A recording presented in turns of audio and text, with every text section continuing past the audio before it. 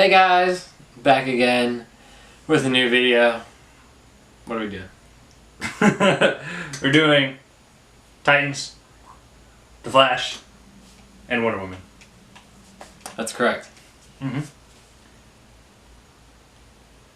Are you gonna keep talking? It was pretty lit this week. Yep. Let's go ahead and start with Titans. Yep. Titans was really cool this week. Obviously, it's kind of kicking off that series. Yep, part one. There wasn't a whole lot going on. Yeah, it was mostly kind of a continuation of the Rebirth special, which showed them meeting once more and Wally kind of returning to the team. Here it shows basically the first couple pages, it shows him coming back, changing his suit, and then basically him and the team must figure out, well, what the hell's going on. They need to follow leads about on who could have possibly changed basically history and kicked Wally out of the team and erased their memories. So they start picking Wally's brain a little bit, like pretty much throughout the entire issue. Yeah. They're trying to figure out exactly what's going on. They kind of introduce like his love interest for a second. Oh yeah, Linda Park. She's shown for a little bit. She obviously she doesn't remember Wally, and that is a problem for him personally. But he also has to kind of balance that personal issue with the bigger picture, which is trying to defeat and find whoever caused it in the first place. Yep, and then we get introduced to the villain at the end. Oh yeah, big reveal at the end. The villain is Abracadabra, which is an old school villain. I give this issue a 4 out of 5. It was very good. I love the art. Brett Booth's art is really great, and I thought it was a good way of setting up the story arc that's to come. Yeah, I give it a 3 out of 5. It was alright. A 6 out of 10? I wasn't enamored with it.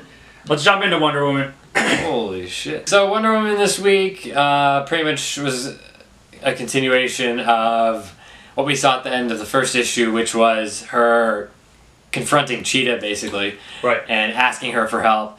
She's lost her way. She doesn't know how to get back to Themyscira. She's confused about her history, like what the hell is going on. And meanwhile, Steve Trevor is basically kind of having to get to where Wonder Woman is. There wasn't a whole lot of drama in this issue. Yeah, this issue was kind of just like, eh, in my opinion. What do you give it as a score? 3 out of 5. 3 out of 5. I'll do the same, 3 out of 5. Okay, Titans blew this out of the fucking water, so I don't know how those are the same score. But here we are. Here we are. Okay, so we're going to jump into the creme de la resistance here. The Flash. Yep. Woo-hoo! They covered a lot of ground. Flash number 3.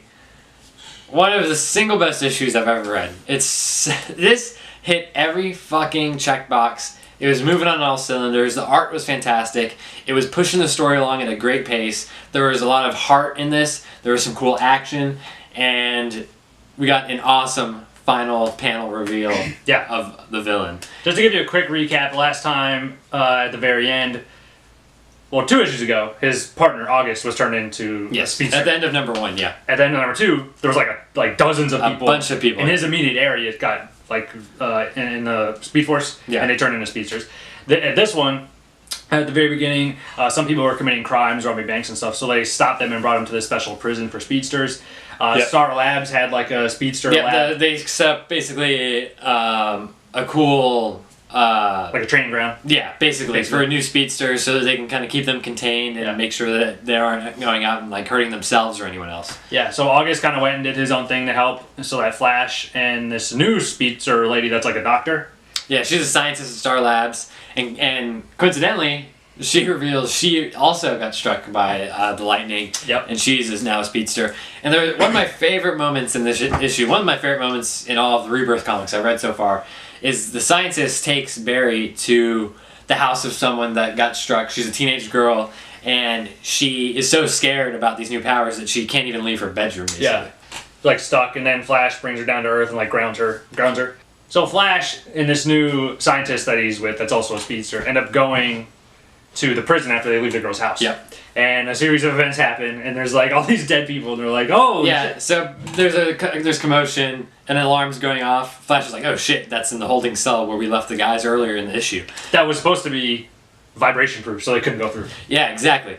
So they run over there, bodies are strewn everywhere. All the guys are dead that they put in the cellar earlier. And surprise, August was there. And he's laying on the ground, and Flash is like, oh shit, he's dead. He's like, what's going on? He's like... Yeah, August rolls over. He's still alive. He's like, there's this guy here, and he got through the glass with his vibrations. Yeah, he knew how to vibrate. He was here to fuck shit up. And then you flip the page. Godspeed. Godspeed is fucking... is an awesome like splash panel. He's standing there and you can like see the bodies around him. I really like the first 2 issues, and this issue just sent it over the hill for me. Like I'm really looking forward to the rest of this. Yeah, Flash, Aquaman, and Batman are my ones that are like standing out right now. Yeah, Aquaman and Flash are just next level. Super fucking Batman's really good too. Yeah, I'm having a blast so far. What do you rate Flash? Oh shit, yeah. Oh, this is a 5 out of 5. 5 out of 5. No fucking doubt. All right. This is one of the 5 out of 5s few that I've given out so far, and yeah, it is a great issue. If you're interested in Flash right now, hop on this run.